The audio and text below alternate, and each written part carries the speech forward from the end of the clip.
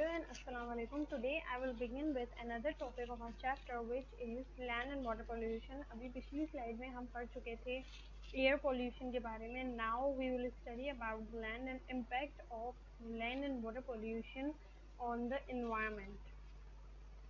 Okay, first of all we will start with the learning outcomes of our chapter to describe that human activities which pollute the air, water and land. हम ऐसी activities की बात करेंगे जो कि air, water और land को pollute करती हैं और उनका मेन कॉज है human. Okay, first of all we will begin with the land pollution. Litter and landfills यानी कि garbage on the floor. Litter वो सारी चीज़ें जो हम आपने अमूमन देखा होगा हर जगह जगह जो है ये गार्बेज जो है वो आपको नज़र आता है, जिसकी वजह से इतनी ज़्यादा लैंड पॉल्यूशन होती है. सारी बीमारियां भी इसी वजह से होती हैं क्योंकि जगह जगह कचरा है यहाँ पर. Mining lands are distributed in an effort to obtain minerals. Deforestation, trees are cut and harvested यानी कि हमें बहुत ज़्यादा लैंड चाहिए रहने के लिए क्योंकि पॉपुलेशन इतनी ज़्यादा है, तो हम क्या करते हैं, हम फॉरेस्ट को जो है वो ख़त्म करना शुरू कर दिया हमने. Industrial waste, nuclear and chemical dumped into the ground, ये भी एक अनदर कॉज है.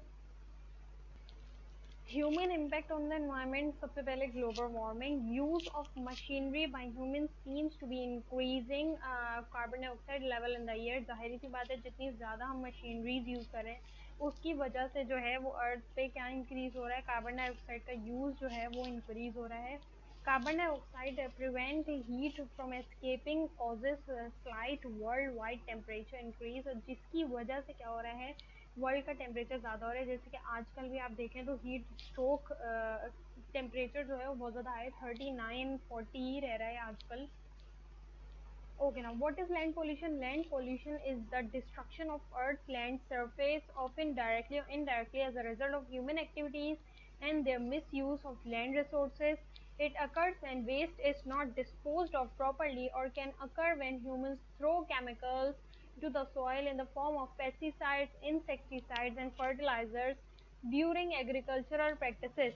Exploitation of minerals has also contributed to the destruction of the earth's surface. बहुत सारी ऐसी चीज़ें हैं जो कि लैंड को पोल्यूट करती हैं, जैसे कि हम सारा जितना भी वेस्ट होता है फैक्ट्रीज वगैरह का वो हम पानी में बहा देते हैं समंदर में, जिसकी वजह से मरीन लाइफ डिस्टर्ब होती है. तो ये सारी चीज़ें वो हैं जो कि लैंड पोल्यूशन कॉज करती हैं.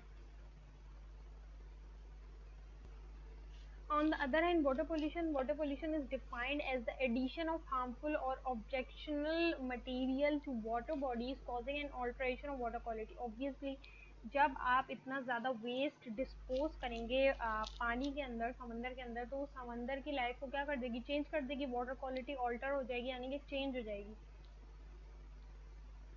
पहला कॉज जो कि बहुत ही आम है, dumping of industrial and sewage into the bodies of water. ये आपने आम तौर पे हर जगह देखा होगा, इस तरह का पानी बहता हुआ और इस तरह के इंडस्ट्रियल एरियाज.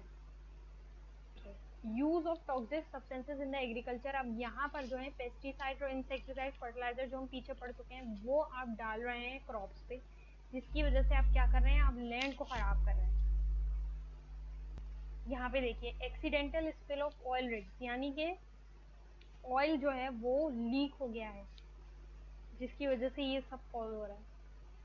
इकोसिस्टम को क्या डैमेज हो रहा है, marine ecosystem are destroyed by the rising temperature in the water, जो हम पिछली बात कर चुके हैं. As coral reefs are affected by the bleaching effect due to the warmer temperature. Additionally the warm water forces indigenous water species to seek cooler water in other areas, causing an ecological damage shift of the affected area. अब क्या करते हैं, जब किसी जगह के पानी का जो है वो चेंज होने लगता है, वार्मर होने लगता है वो, तो कुछ ऐसे मरीन स्पीशी होते हैं जो इतने ज़्यादा गर्म पानी में सर्वाइव नहीं कर सकते, तो वो अपनी जगह जो है वो चेंज करने लगते हैं, जिसकी वजह से बहुत सारी ऑल्ट्रेशन आती हैं और डिस्ट्रक्शन होता है उनके लैंड का.